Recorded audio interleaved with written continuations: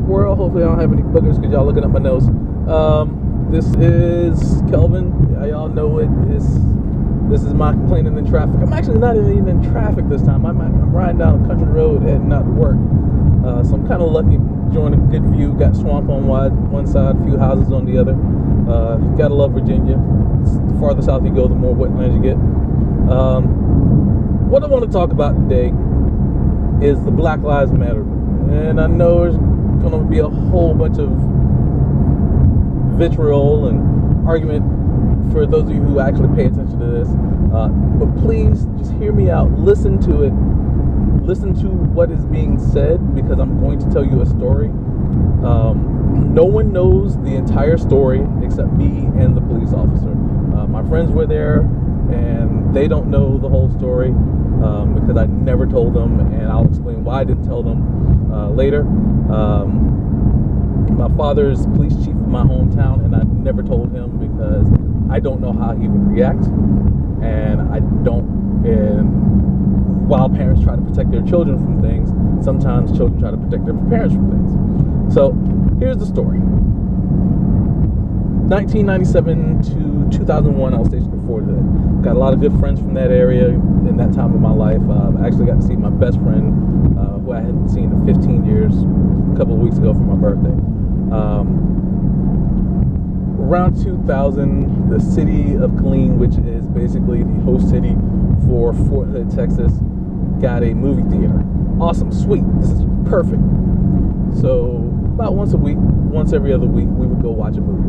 And I honestly don't remember what movie we would get to go see this time. But we sat all the way in the back all the time, and we would crack jokes throughout the trailers. Most of the time, it didn't matter to people. They just sit there and laugh at us. This time, there were some people who did not take kindly to us cracking jokes and being loud. It's the trailers, not the actual movie. We didn't care. Enter the police. Police officer comes in. I should say this now. There were about 6 or 7 of us, and I was sitting the farthest in from the aisle. So I was the farthest person from the aisle. Police officer comes in, says, "Hey, the movie is starting. Y'all need to get quiet." We all apologize and keep it moving. There were 3 young white men in front of us. I'm going to use the word kid because at the age of 21, I still consider myself a kid. And I use the word kid a lot anyway. So these 3 white kids, they're sitting in front of us. They were actually participating in the joking. As the police officer walks down the aisle, he gets about 6 or 7 steps down, which of course is about 6 or 7 rows. And one of the white kids says some kind of joke of, "Does that mean I can't ... And because there are 3 of them and they're sitting on the aisle and I'm sitting the farthest away, you would think that someone who heard this would hear that it came from a little closer than 6 rows up, 6 seats in. But he did not. He actually singled me out and told me to come with him. I'm walking out vehemently denying the fact that I said anything, because I didn't. I actually watched this happen, and in my head I'm like, I cannot believe I'm getting singled out for something I didn't do. So we go out, go downstairs, go outside the theater, and I hear the click. And if you grew up in a police officer's home, you know, or if you were in the military, you know the sound of a button on a pistol belt being undone. So I hear this. I'm like, I'm about to get arrested. I didn't even do anything. Fortunately, my friends were persuasive. We'll say persuasive. Long story short, they basically threatened to jack the kid up if he didn't go out there and admit it. So here I am standing outside. The officer has his hands on his hips, but cuffs in one hand.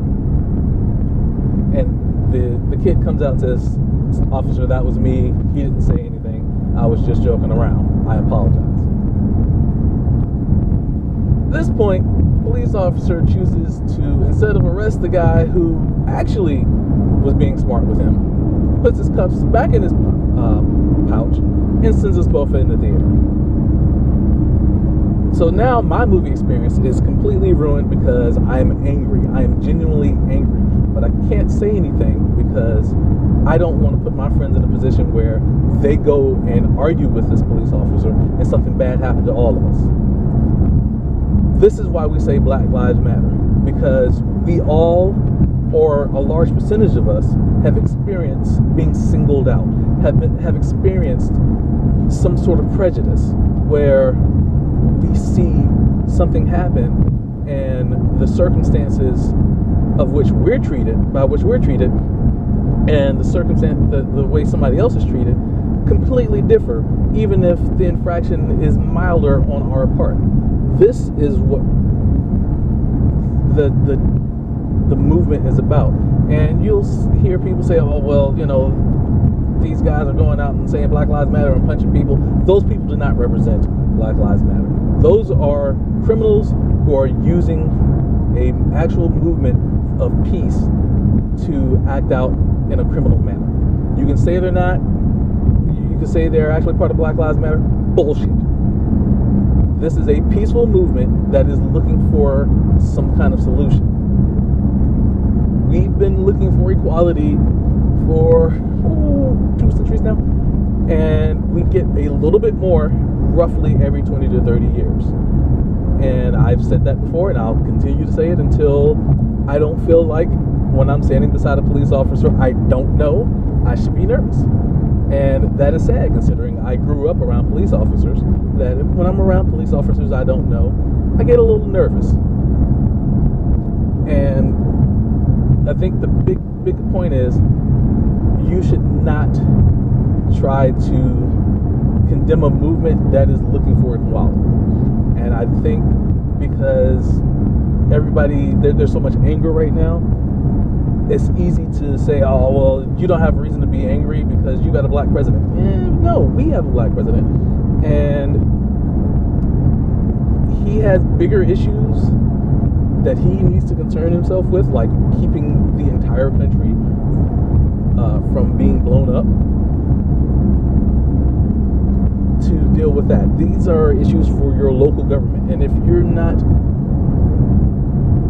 helping your local government see these issues because you're being reticent, you're part of the problem. You really are. And I'm going to leave it there because I'm almost at work. Y'all have a good one. Peace.